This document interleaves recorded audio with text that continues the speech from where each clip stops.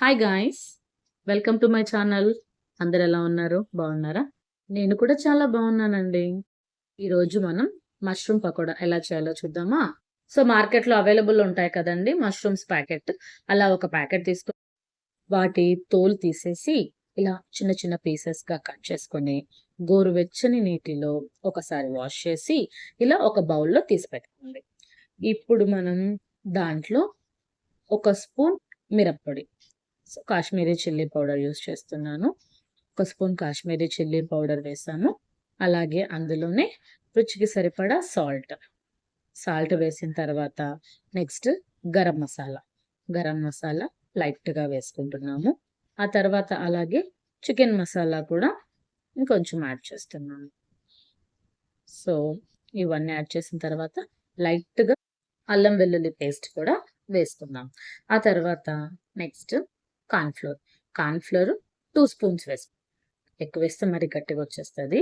So, cornflour 2 spoons వేసుకొని, అలాగే మైదా పిండి కూడా 2 స్పూన్స్ యాడ్ చేస్తున్నాను. ఆ తర్వాత అందులోనే కలర్ కోసం లైట్‌గా ఫుడ్ కలర్ యాడ్ చేశాననమాట. Next 2 spoons oil. So, oil ఎందుకు వేస్తున్నామంటే, మనం ఇప్పటివరకు వేసిన ఇంగ్రీడియెంట్స్ అన్నీ కూడా మష్రూమ్‌కి బాగా పట్టడానికి ఆయిల్ వేస్తామనమాట. సో, చేత్తో బాగా మిక్స్ చేసుకొని, లైట్‌గా కొంచెం వాటర్‌తో అలా చిలకరించి మొత్తం బాగా కలపండి. అలా కలిపిన దాన్ని మ్యారినేట్ చేసి ఫ్రిడ్జ్‌లో పెట్టేసి, తర్వాత నెక్స్ట్ మనం డీప్ ఫ్రైకి తీసుకోవచ్చు.